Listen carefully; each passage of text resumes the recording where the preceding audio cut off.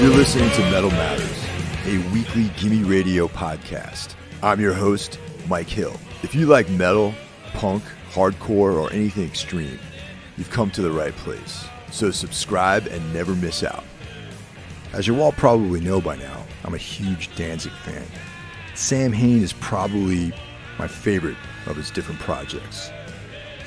November Coming Fire is my favorite Samhain record. It's got my favorite songs on there, and I think it's their coolest record. This week's guest, London May, played on that record.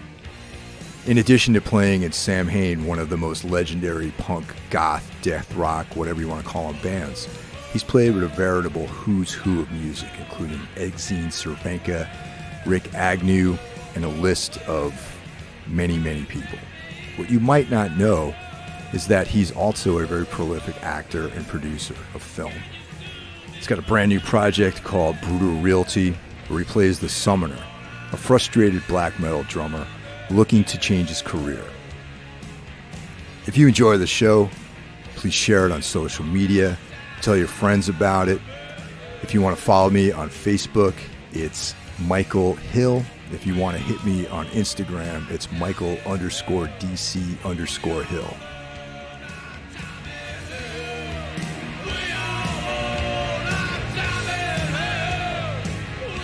So let's kick things off by talking about this film, Brutal Realty. And how did you come to become the Summoner in this film?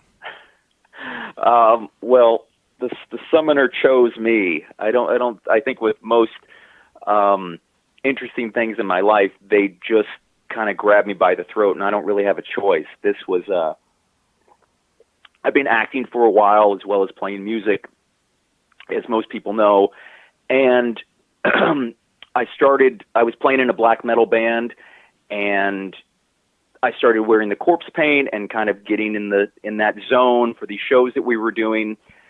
And then I started to incorporate that into some acting jobs that I had. And people seemed to really dig this black metal character that I would show up and do for, these different kind of like student films and things. And one of the directors said, "Hey, this Summoner guy, there's something really special about him. We should do a whole movie about the Summoner." And then I met a very talented young writer named Joseph Mueller, and I pitched the idea. I said, "This guy wants to make a movie about the Summoner. Do you want to write a script?"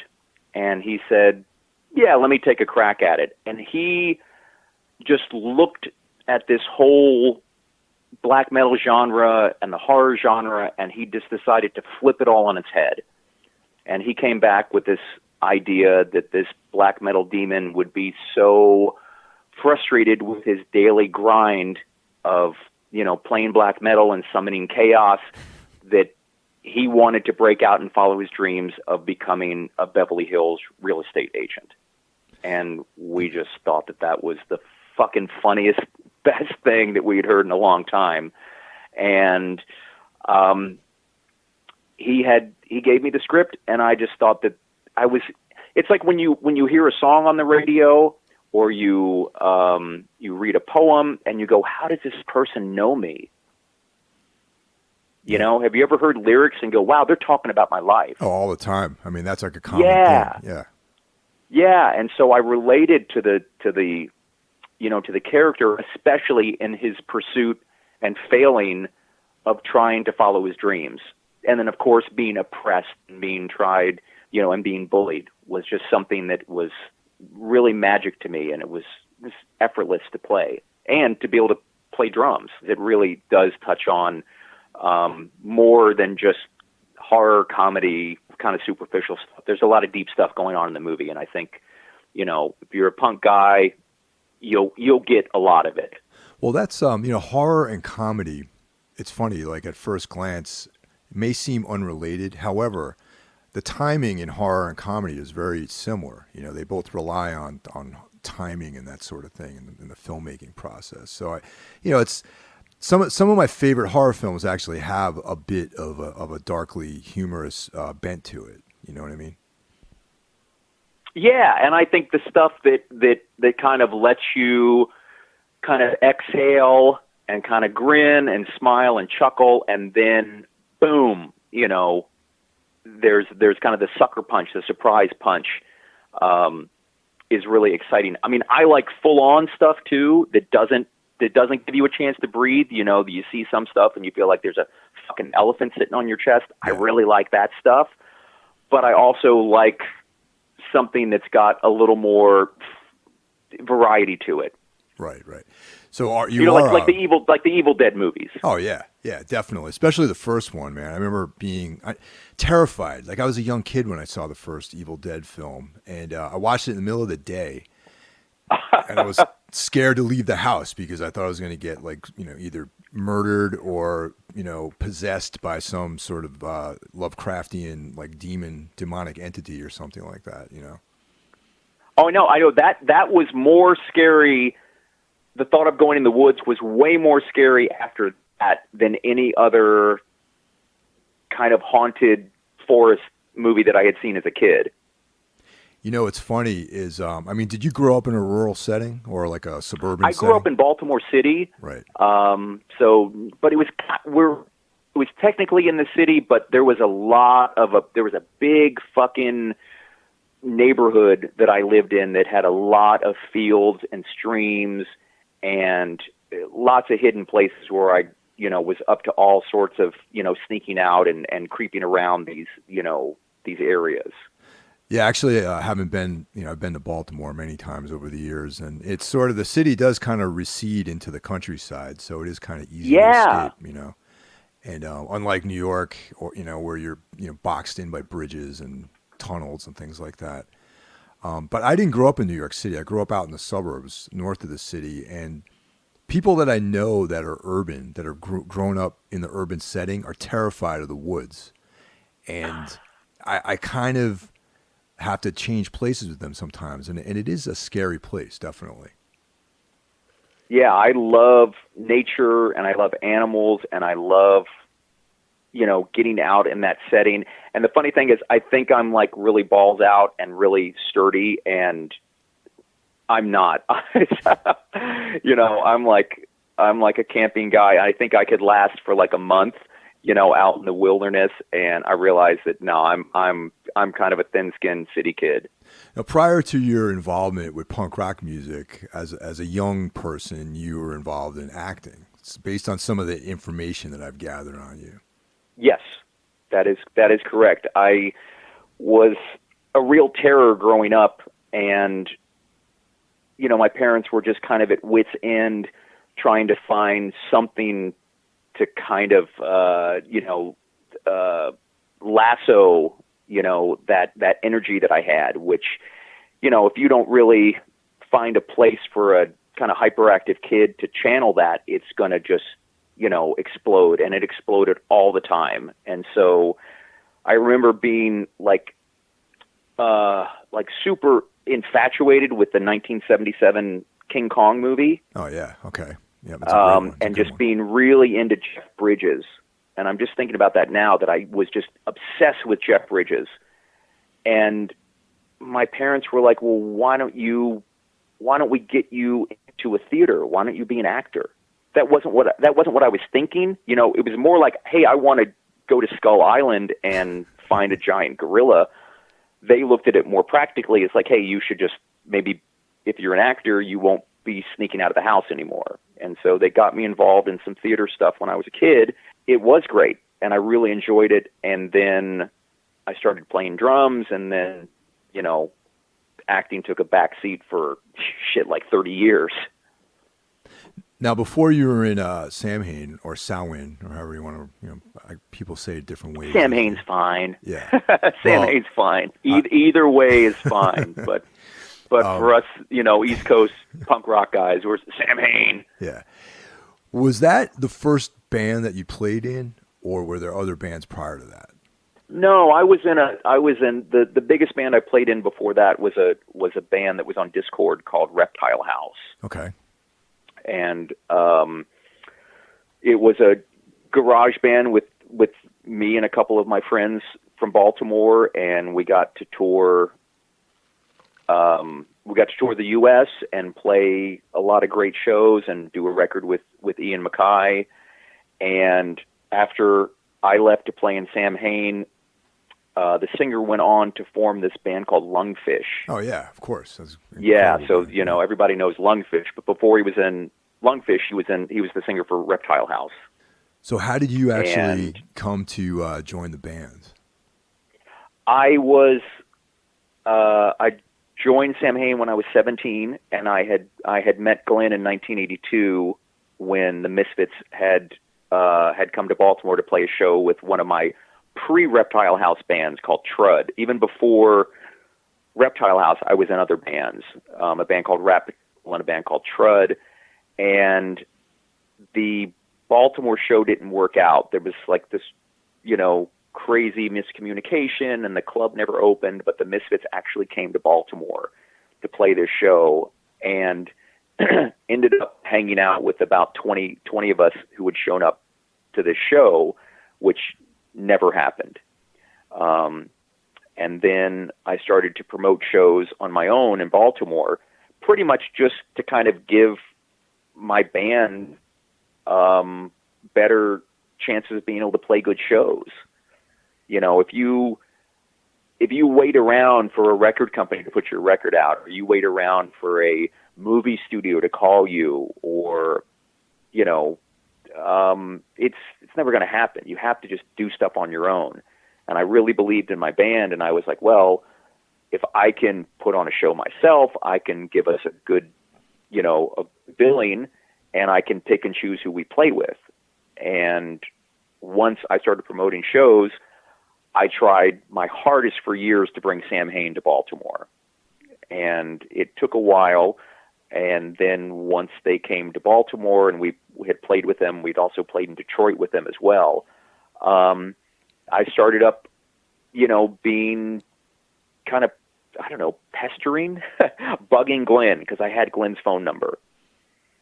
And I was such a fan, and under the guise of talking about business, I was able to just, call him every couple weeks and chat with him, and he was, he didn't hang up on me. So I felt that was, kind of but it was never believe me, I don't say all that to say, yeah, and my idea was to be in Samhain. Never. I never thought that I was even, would ever be in the running. And we had spoken just randomly at one point before Reptile House was getting ready to go on tour. And he said, Steve has left the band. Why don't you come up and audition? And I was on a train like within 48 hours. I can imagine. Yeah, I was going to ask you how that's boom. I mean, like boom. And here's the thing that people don't know is because I was such a Samhain fan, I had rented a video camera to tape the Samhain concert when they played in Baltimore with Reptile House. And I watched that fucking tape probably 300 times. And so by the time that I went to audition for them, it was like one of those kids who watches, a Disney movie 100 times. They just know it. That's awesome. They know exactly how the songs go. And I was able to see Steve play drums and watch this video of him playing the drums. And that's how I learned the songs, by watching this VHS copy. Man, that's like, and so, nowadays there's YouTube, but back then, you had to actually have some sort of physical medium to like do that sort of thing. You know what I mean? And if I had just had the records, I mean, you've heard the records, they're kind of hard to make out. Yeah, exactly.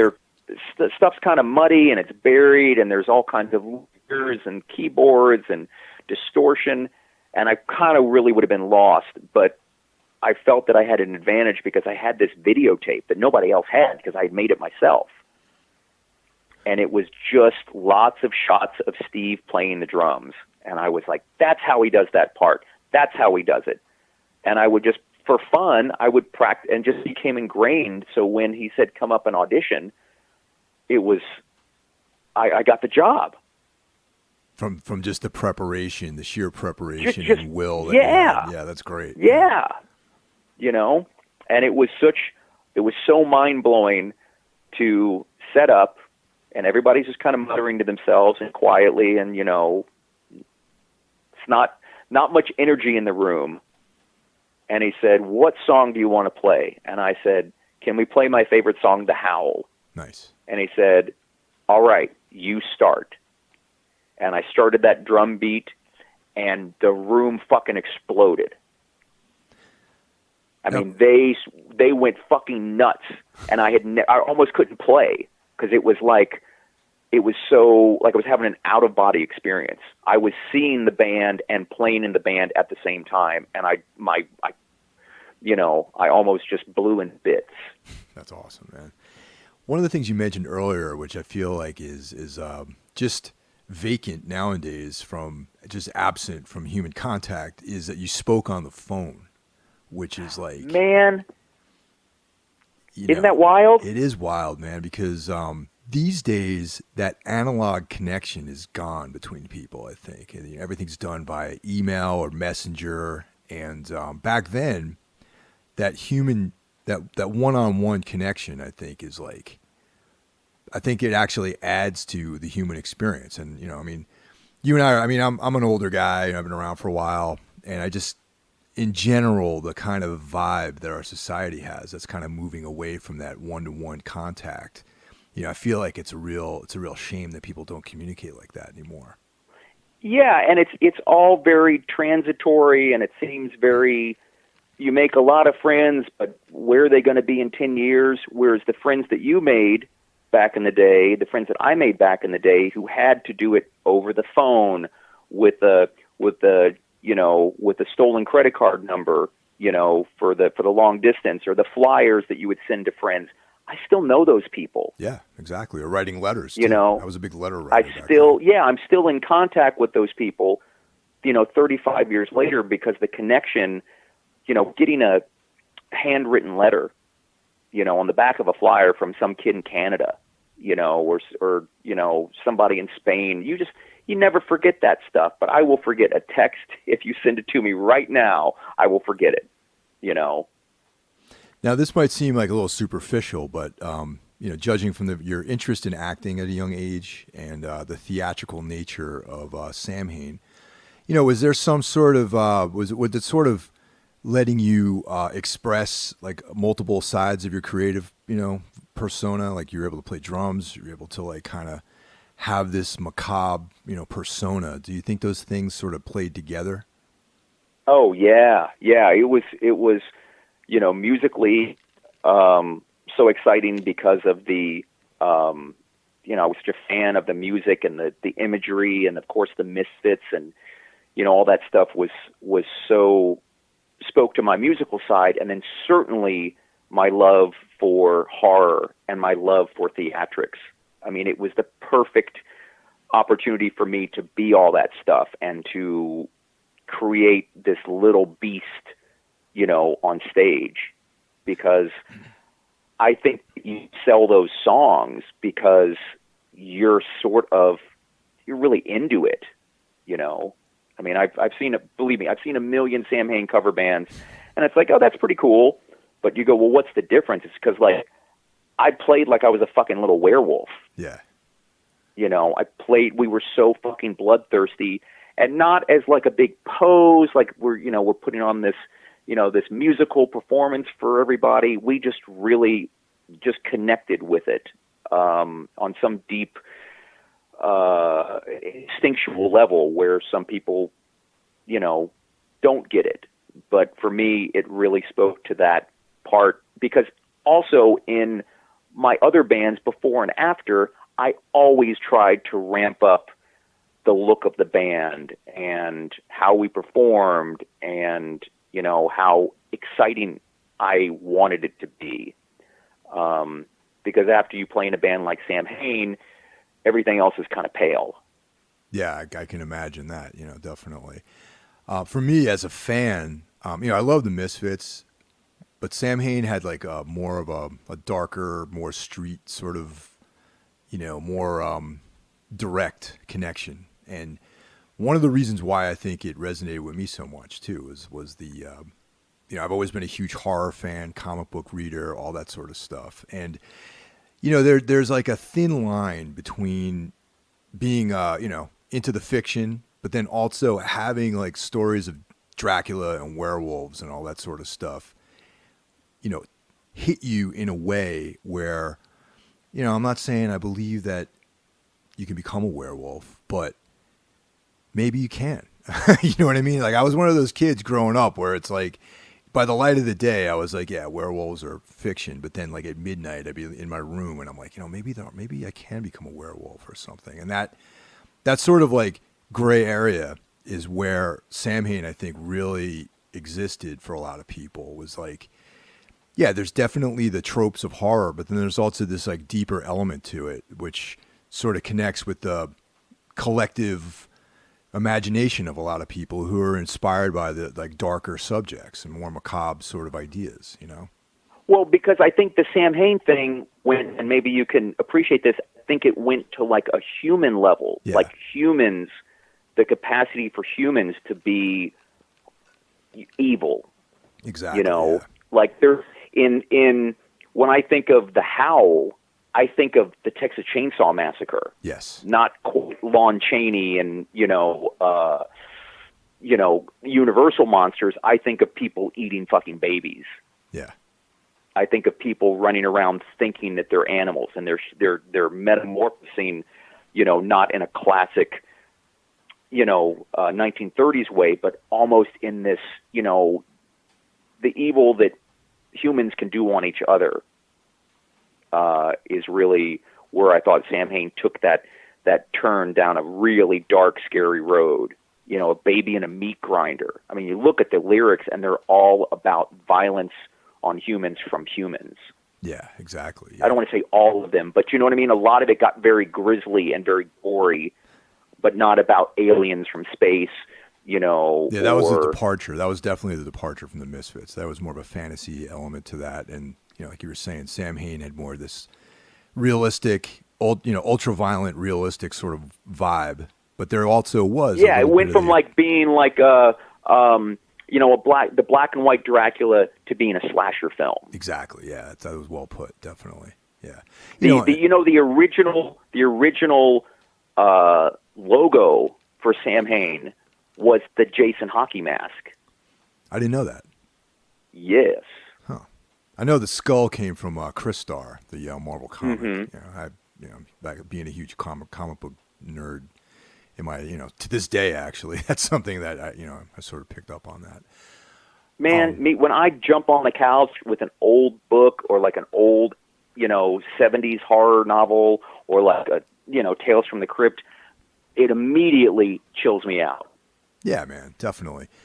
I was always a big fan of the Warren black and white comics, like Eerie and Creepy and all that sort of stuff. You ever check those out? Absolutely. Yeah, absolutely. Man. That's, I'm not a big superhero fan, but I do love fantasy comics and sci-fi comics but old stuff, a graphic novel that's 50 pages, it won't hold my attention, but 5 pages about, space vampires, fuck yeah. Yeah. The 70s, I feel like the late 70s and early 80s, like those big black and white comics, those are the ones because they escaped the comics code, so they're a little gorier. There was like nudity. There was like, more violence in there. And, Vampirella, all the Warren stuff was great. Tomb of Dracula, that was, the Marvel comic Tomb of Dracula. That was awesome too, Yeah. If I went to the drugstore and depending on how much money I had, because those were like 10 cents more. Yeah. Those were like 45 cents. Mm-hmm. And it was like, fuck, gosh, but it's weird. If I didn't have enough for like the big, like Tomb of Dracula, and there was a bunch of Marvel comic books, I'd probably end up getting a Richie Rich comic book. I was super into like Wendy the Witch and Casper. Yeah. Like, I had the weirdest fucking taste. I either wanted to see like Gilligan's Island or I wanted to see, Last House on the Left. So this brings us to Ritual, the black metal band. Yeah. So how long have you been doing that? How long have you been involved in that band? Well, I did that for about a year and a half, and I had to step away when we started working on Brutal Realty last year. and I am playing in another band right now, Rituals. They put a great record out last year that I thought was, I thought it was fucking great. We made a video for it.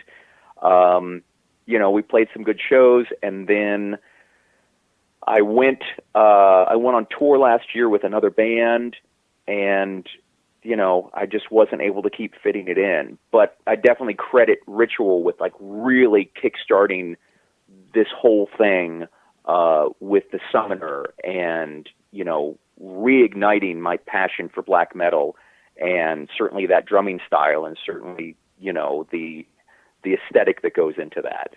Yeah, you played with a lot of different people, man, and some of them are like my favorite artists, like Exene Cervenka, Rick Agnew. Oh, right on, man. Well, Thank you. That is, I mean, it sucks because sometimes I go, God, I wish I could just been in one band for my whole life, or two bands, but it just doesn't seem. I guess it's probably the same thing with an actor. They'd be like, wow, I wish I could just be on one series for like my whole life. But like acting, I just have a lot of different credits for a lot of different projects. And it's been really, really great to be able to work with so many different people that are my idols. I'm coming up, as a kid, reading and listening to records, with these people. And then, Glenn, it started back in Reptile House, making a record with Ian MacKaye blew my mind. And then it just kind of went from there, is that, it is possible to work with people that you admire, Yeah, that's a pretty cool thing, man. I mean, especially Exene. I mean, X were like one of my entry points into punk rock back when I was a kid. Oh, totally, right? How fucking rad is Wild Gift? Oh, it's amazing. And that's, Under the Big Black Sun is probably my favorite. More Fun in the New World. Oh, because Hungry Wolf's on that record. Exactly. Fuck there you go, man. Hungry Wolf. That's my jam. And that was like, the Cramps, Gun Club, and X. Man, you're right there. But back in like the 80s, you kind of got this stuff, and like, they would find their way to you. Like, you couldn't just go onto like Apple Music and type in like punk rock. You had to someone had to introduce you to something, then they told you about another thing, then you found out that the guitar player in this band played in like Christian Death or whatever, and then you kind of found out about things slowly. And it was organic, and you trusted people that if they said this record's good, you'd be flipping through records, and your buddy would be flipping through records. You'd pull one out and be like, "Hey, dude, you heard this? Yeah, this rules." And you'd be like, "Whoa." Yeah, so because then at that point, you bought a record for fucking $8. You went home and listened to the fucking whole thing. Exactly. They weren't just like, on your subscription service, like cycling through various things. Skimming through it, and you don't sit down and play a record and then play on your phone. You actually fucking listen to it. Hey, I'm not perfect either, but I remember back in the day, and I don't want to say, kids are doing it wrong, these days. I mean, it's a different world, than when we were kids. I think that it's a tough world for everybody. You could probably try it both ways, I think, these days, which is kind of good, is that you can preview some things, but I think that the idea of putting some work in and finding a physical thing to enjoy there's a lot of value in that. I think it sort of exercises parts of your brain that might not be exercised by the digital onslaught of everything, Yeah. Well, I'm kind of a fetishist, you know what I mean? Like, I like tactile things. I like books, and I like reading stuff, and I like reading more than sometimes, watching stuff. And I like having a conversation more than reading, an email. Yeah. There's just, I think everybody has different ways of getting information and what works with them best, And I have way too many books and way too much shit around my house that is just, why do I still have 15,000 CDs. I don't know, I don't even have a CD player these days, yet I still have all these discs. Yeah, my girlfriend, I'm like, oh, you got to listen to the CD. She's like, honey, I don't have a CD player. And I'm like, fuck. Like, you couldn't, remember, like, you'd make a mixtape on a cassette, and then you were like, wow, make a mixtape on a CD. You can't even do that anymore. No, you can't. It's a lost art, Yeah. So back to the acting. You were on the Batman. You were Christopher Nolan's, which Batman film were you on? The Dark Knight Rises. Okay, yeah. So what was that like? That must have been a trip. It was a real shock. They were holding, an open casting call here in LA, and I had just kind of started dabbling back in acting. And a buddy of mine, I didn't even have access to the announcement for it, but my buddy did, and he said, you're a fucking fan. I'm going to this. You should go. And I was like, well, I don't have an agent. I don't have a headshot. I don't have this. I don't have that. And he goes, well, you should just go anyway. Just crash it. And I did. And I got a part as a courtroom thug. And I went and I was on set for just one day. And the scene that I got to shoot with Gary Oldman got cut. Oh, wow. So that was, but I look back and I go, wow, don't fucking complain about what you didn't get, because it was, it was a dream come true to even be there, and to be on set for 12 hours with Bane and with, the Scarecrow, and Batman was not there. Christian Bale was not there for that day of shooting. Mm-hmm. But so I didn't make the final cut, except you can hear a word that I yell. I yelled death really, really fucking loud. And I took my son and my best friend to see it the night that it came out, really pumping them up like, your dad is in the new fucking Batman film. And I was just like, boy, I was walking around like, like my feet weren't touching the fucking ground. And then the scene came up, and it went, and it moved on, and I was like, fuck, I got cut out. That's funny. So with all of your acting credits, aside from your role as the summoner, who is like, what's some of your favorite acting credits that you have under your belt right now? Let's see. There's some, a lot of the TV stuff and the movie stuff is all kind of smaller. Usually they're criminal roles. Usually it'll be like a, like one of those reenactment series. There's a couple things in there. The stage stuff, the theater stuff is where I really get kind of warm and fuzzy about, because that's where things come alive more for me, like a live show. Yeah. Well, that's what I love making movies.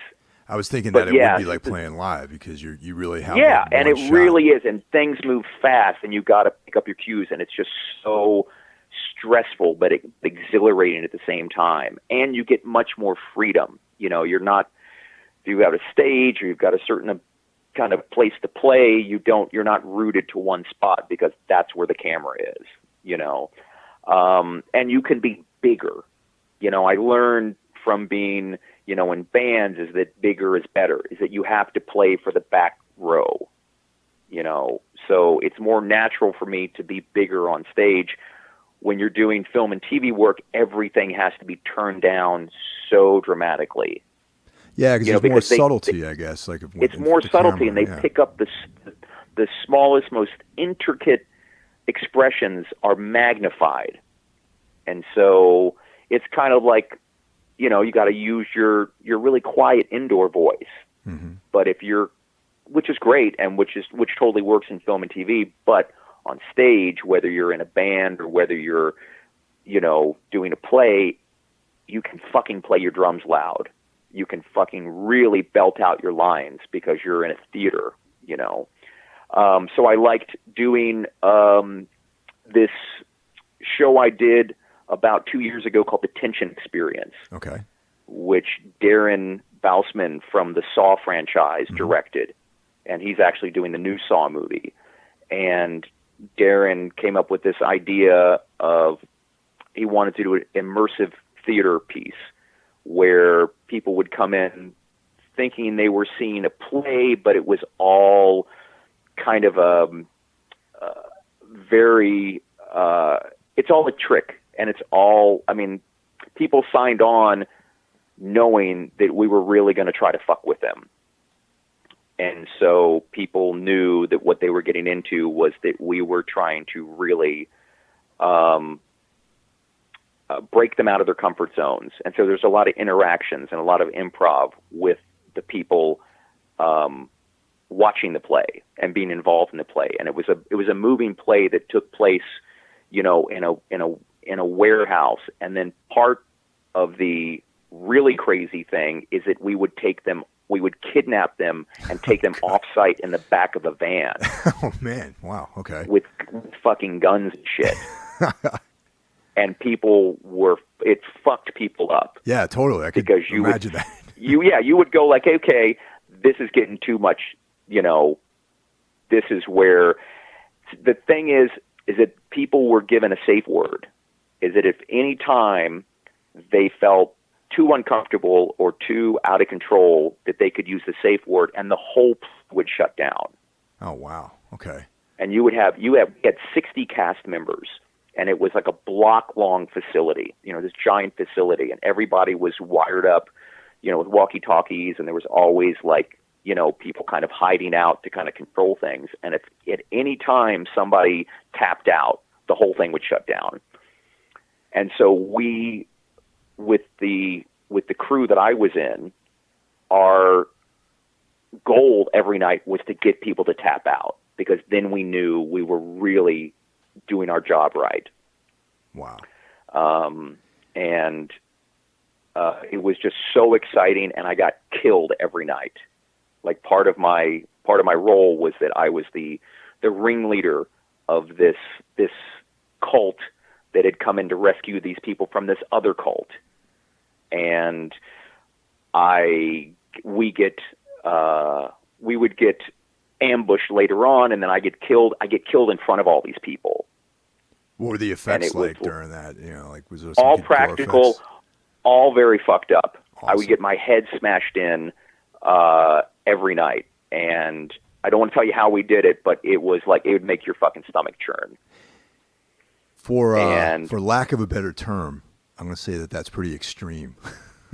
Yeah. And that's what, and I did that 200 times. Wow.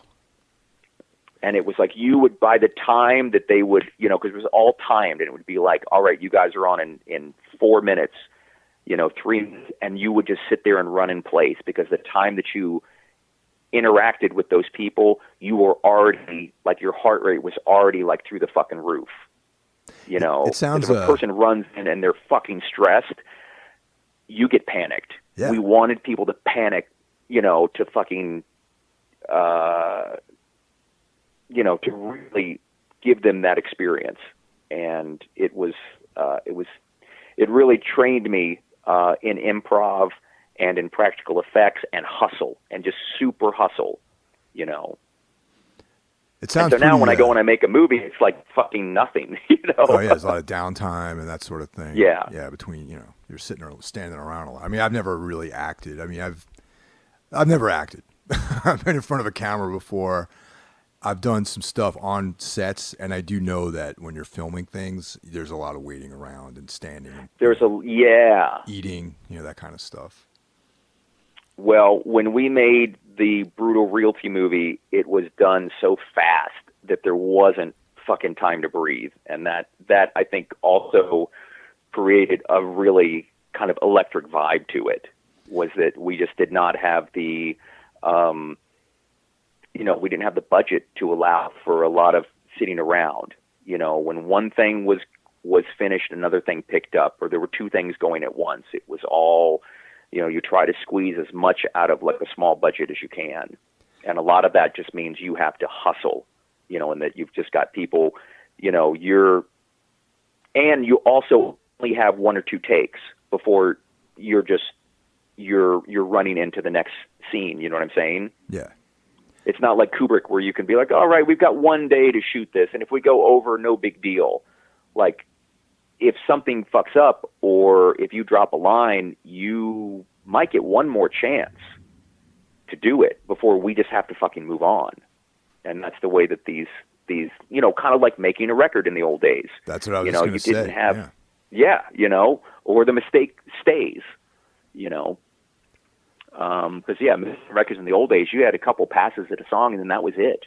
You had one night or one weekend to make a whole fucking record. Yeah, I think I read somewhere that Husker Du made Zen Arcade like over the course of an evening or something like that. Yeah, like just like first takes. Yeah, that's insane to think that, but I guess it's true. It's and how fucking exciting is that fucking record? Well, that's the thing. Something I learned today. Yeah. Boom. You can feel like the energy in the tension in that song because probably the way they recorded it. Yeah, no overdub. Spot recorded that. Did all the Black Flag stuff. Did Earth AD. Just like live, set it up. I hope you're rehearsed because we're going. With Brutal Realty, you were saying that you were here in Brooklyn. So the film is being. What's the story behind that? I mean, is it being shown in like limited theaters or what? Explain, because 2 weeks ago, I didn't even hear about it. And I was aware of the whole thing. Well, I wish I had known because I would have hipped you to it. Because last Tuesday, the 30th, so we entered this film into a lot of film festivals. Right. And right out of the gate, we got accepted into the Troma Dance Film Festival, which screens in Brooklyn. Awesome. And we went. I actually went to Brooklyn. Me and the director and the DP of the movie went to Brooklyn to premiere it and do a Q&A.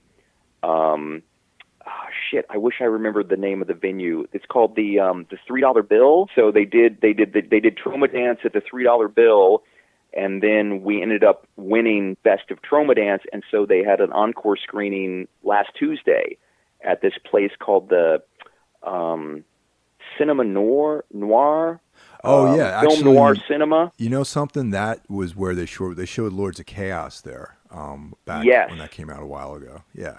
Okay. So that's where they had the encore screening just last weekend. Yeah, man. See, so many things happen in this city that you just don't even know about, and you wish you'd gone. Wow. Okay. Well, I understand, and we also played in Chicago and won there, and now we're waiting on some other festivals that are that will kind of start picking back up in the fall, because there's kind of a lag time from a couple of these early summer festivals, and then it picks up again, and hopefully we'll be traveling with the film all through the fall, and then going right into production of the movie. Nice. Is there a way that people listening to this show can stream the film, even if it's like behind a paywall or something like that?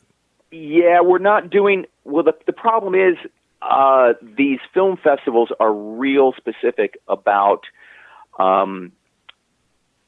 their requirements for these films. Right. And for the time being, we can't show it publicly. We can't, unless it's at a festival. And then even within the festivals, they're very territorial. I guess that makes sense. Yeah, I can see that. They're like, everybody wants to premiere. Yeah, I gotcha. Everybody wants to premiere. So if we play, so there's 3 or 4 festivals here in LA, and if we get into one of them, we can't play at the other festivals.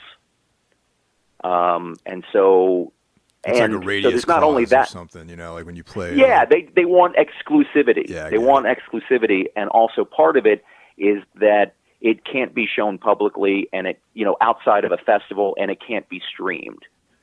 So the only thing that I tell people is to please keep an ear out and an eye out for any horror festivals in your area, because we may be coming to your town. Check the brutalrealtyfilm.com website, the Facebook page, which is Brutal Realty Film, Instagram, Brutal Realty, Twitter's Brutal Realty, and contact us. If there is something that we've missed, we want to come to people's towns. If somebody says, hey, we've got this little horror festival here in Birmingham, Alabama, and we'd love to have your movie play, we totally want to show it there. Awesome. We're a DIY heavy metal punk rock movie that we want to make sure that people get a chance to see. And so the trailer is up, which you've seen. The trailer is, and then they just have to kind of, keep an eye out on our websites for where we'll be playing next. Yeah, guys out there, definitely check this out. It's if you listen to the show, you probably dig what we're talking about. It's like horror, black metal, comedy, just like social commentary, a little bit of that, some like deep emotional stuff in there. So definitely visit those sites and give some support if you guys can. Halloween is right around the corner, and I think I also, based on some research that I've done, discovered that you're in Danzig's Veronica film, which I believe is debuting around Halloween too. Yeah. It's played in Chicago and it's played here in LA, and the idea, I believe, is to have some more premieres around the country, movie theater showings, and then the last I heard is that they're doing this VOD, video on demand thing on Halloween. Let me say this. I would encourage everybody to go see it at a movie theater and take your friends. Well, that's how I'm planning to see it for sure. Definitely. Yeah, it really works, it really works in a social environment, because I think, I haven't had a chance to see it, at home on a computer or something, but boy, do yourself, a favor and see it on the big screen, because it is really, it's something else. It's something else to see, because I haven't seen anything like it. And it is, and hearing the audience just respond to stuff is, it's something else. I'm really proud to have been part of it. I know Glenn's working on another movie, and hopefully I'll be part of that. And hopefully Glenn will have something to do with the Brutal Realty movie as well. Yeah, hopefully those worlds can continue to intersect. That seems like a no-brainer to me, but everyone's got their thing, Yeah. And also out there, you guys listening, I don't know if it's directly or loosely based on any of this, but Glenn Danzig had the Veronica comic line several years ago, which I believe there's some influence in the film from those graphic novels and comics and things. Yeah, he's actually still doing Veronica. He's doing it. It's been like 20 or 25 years now that he's been doing his own comic book company. Mm-hmm. Yep. And the stories are from his comic books. So the three stories in the movie are based on 3 comic book stories. Cool. All right. So if you follow his comics, it's like the comics coming to life. And actually, the comics really, the actual panels, if you know the comics well, the panels of the comic books is what they used as the storyboards. That makes sense. Yeah, that's great. That's cool. Because it's already there. Yeah. You're like, yep, let's make it look like this. And so when we were filming, that was his storyboard, was actually the comic books. And he'd open up the comic and he'd say, okay, the next scene looks like this. That's awesome. And he would just point to the illustration. And the dialogue is the little cartoon bubbles. I mean, that's it makes a lot of sense to me, man. Especially like if he directed this as well too, right? Yeah, and he wrote and directed the comics. Yeah, I knew that. Anyone out there who hasn't read those, Glenn writes all this stuff too. So. Right, they're pretty obvious, right? Yeah. And die, motherfucker! Who wrote that? Shocker, Glenn did. Are you? Do you get murdered? Do you kill anyone? Is there any? What's your part in the film? I have a small cameo, and boy, did I have to beg for that. I bugged Glenn for years to be, involved with one of his movie plans, because believe me, this has been at least 10 years in the making. Oh yeah, I remember, probably more than that. I remember hearing about this. I remember hearing about this at least 10 years ago. Definitely, at least 10 years ago, right? Probably more than maybe 20 years ago. He's always had his eye on making a film. And whenever it came up, I was always like, ooh, Mr. Carter, over here, put me in your movie, nice. And I would send him, I'd be like, hey, I did this new film, I'm doing a play, and I'm always inviting him to stuff, and I'm sending him, my reels, and I'm just like, please, I hope you'll consider me. And he did me a favor, and he gave me one line. Hey, man. That's still pretty goddamn badass, if you ask me, Yeah, I mean, it really comes down to, if you,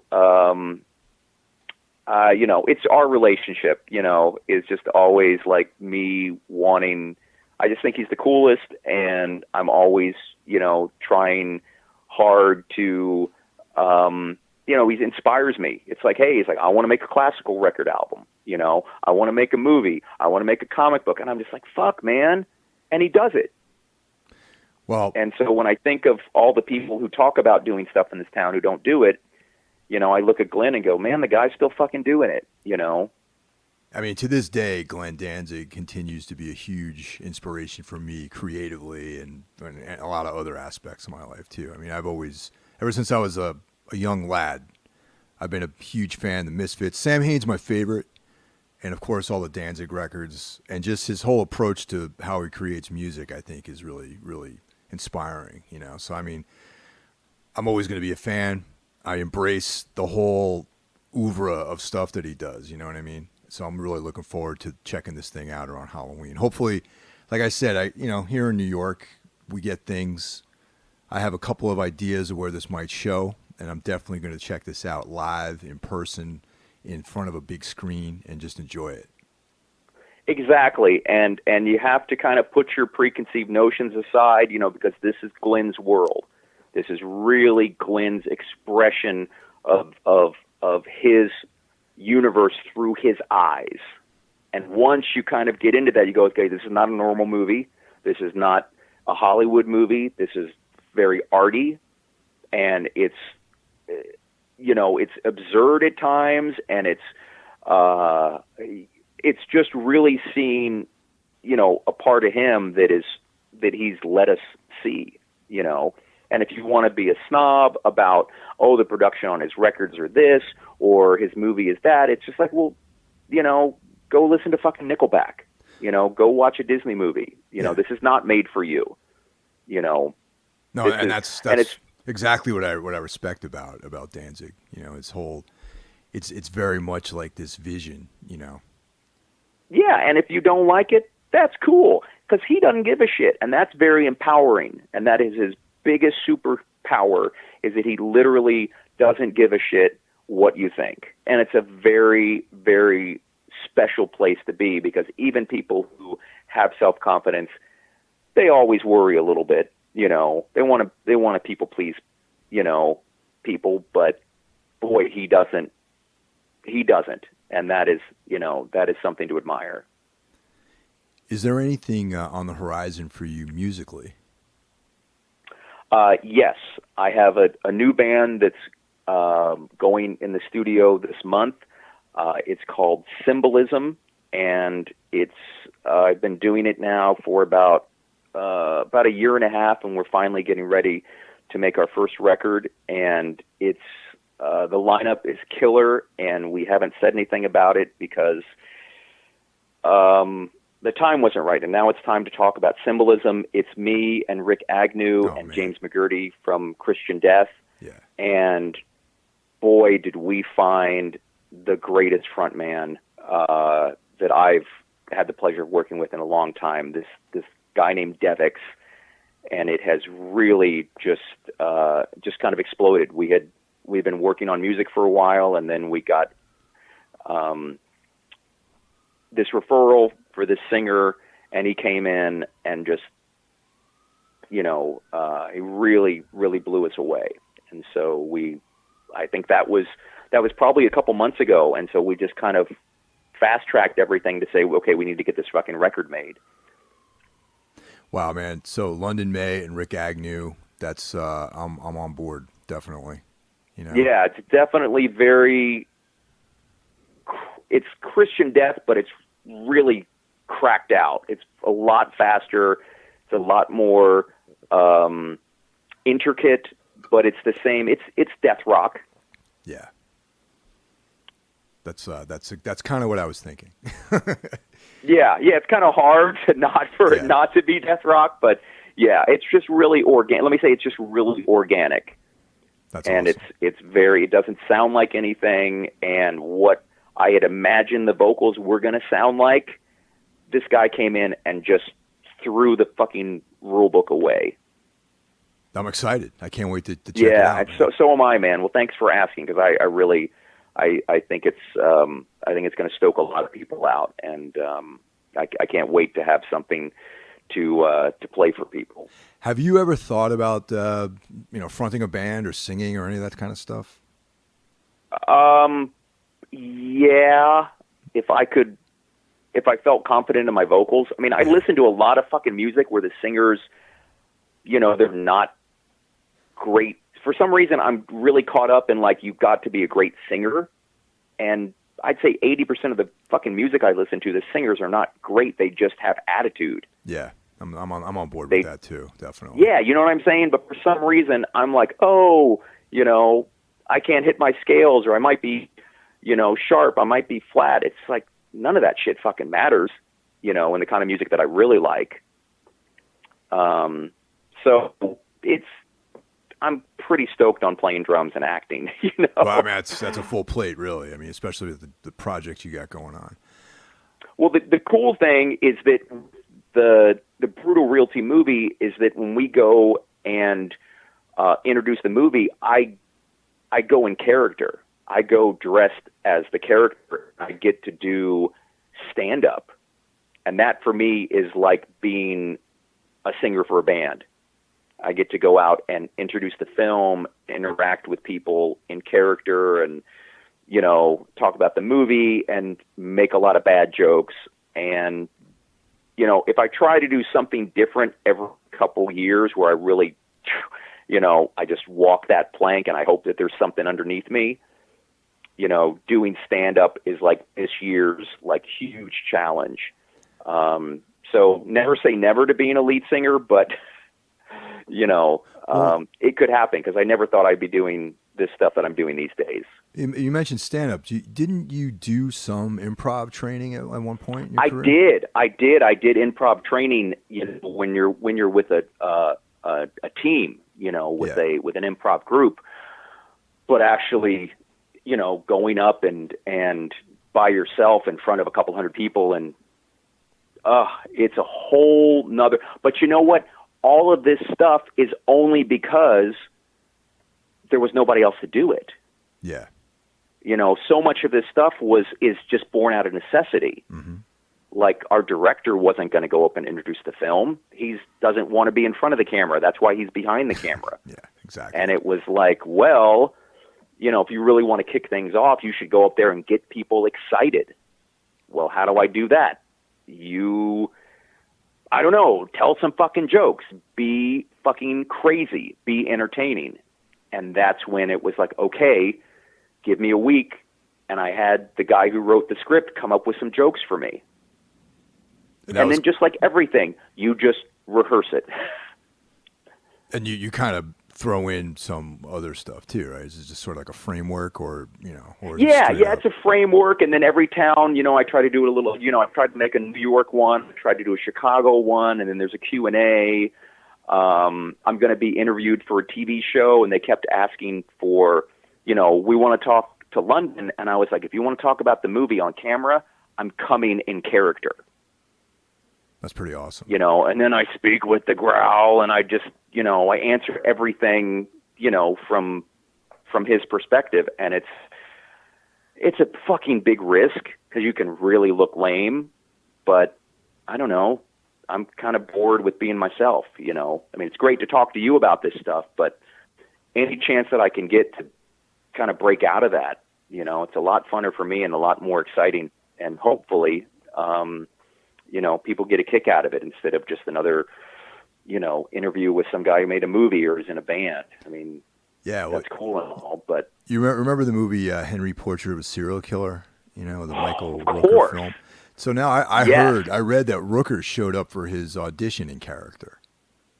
Yeah, I think that's fucking awesome, man. Because it's like I got to tell you that the more stuff that I do, and the once you get something going with your acting career, it really emboldens you to, dig a little deeper and take a chance, and you walk a fine line between like freaking people out and also exciting people. But, I've got some auditions next week for some really grim crime stuff. Mm-hmm. And you better fucking believe that I'm going to come in there like fucking psycho. That's awesome, man. Yeah, I mean, that's the way to do it, I imagine, just go all in like that. Well, yeah, you go all in because you know what? You might not get it for a million different reasons, but at least you go, I had a fucking good time. I felt that they were, freaked out, because you might not get something because you're too tall or you're too short or you're not, friendly with the director's uncle or, a zillion fucking reasons. So the only person that you can kind of stoke out is yourself. Right. Yeah, I can see that. Yeah, but I mean, I think, like I said, I've never acted, but that would be a really interesting and fun way to approach the whole audition process. Because I think that if you don't do that and you just obsess over it, I feel like that could lead down like a very depressing path. You know what I mean? Oh, man. Fuck, man. Mike, if I told you the thousands of auditions that I did not get, that I thought that I crushed on, and, these days I'm like, well, I'm going to go try to have fun. And that's the best that you can do because so many things are out of your control. Kind of like if you're going to be in a band, make sure you're getting off, make sure you're enjoying it. If you're doing your podcast, make sure you're interviewing people that stoke you out, that are interesting to you. Yeah, otherwise there's no point in doing it, Yeah, I mean, like it's, I'm never going to fucking, make a living off of what I'm into. So I've got to do it because I like doing it, and it keeps me from fucking getting into trouble. Well, I think like a lot of things in life, like when you remove like expectation, you know what I mean? It kind of gives you this like freedom. Like a lot of people, playing in bands and whatnot, they all have this idea where they want to go and this plan. And, if we do this tour, then this door open, if you have all those like expectations and one thing doesn't fall in place, it's like your whole world can get shattered. You know what I mean? But if you go in there and take everything at face value, you're just like, okay, this is good. This is good. This other thing's good. That wasn't so much fun. I'm not going to do it again. And you have like this freedom, right? This freedom, you know what I mean? And that's kind of like, I think one of the more healthier attitudes to have about all this stuff, because it is so subjective, Well, it's tough because I will definitely admit that I get really caught up in expectations, and I have to I have to dial that back and take a deep breath. Like we had some really great news about the film today, but it's not for sure, and it's just speculation.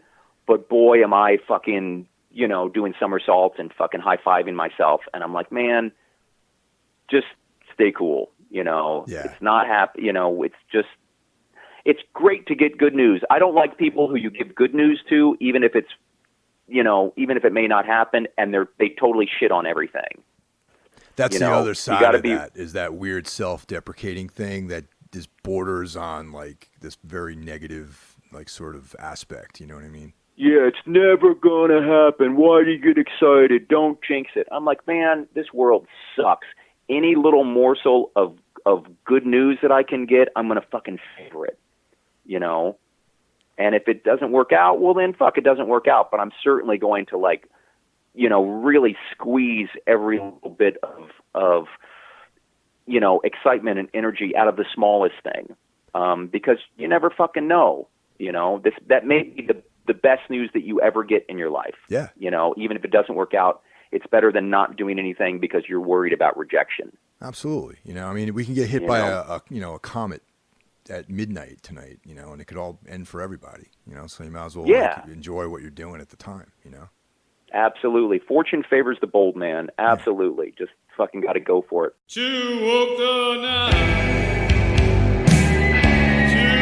Well, that's it for this week's episode of Metal Matters, a Gimme Radio weekly podcast. Tune in next week and see what we have in store for you. The show is available on all streaming platforms, Apple Podcasts, iTunes, Spotify, etc. Also, be sure to check out Gimme Radio, streaming on the web, iOS, or Android, for one of the best metal communities, exclusive merch, interviews with artists, and so much more. I'll catch you guys next week. Take care.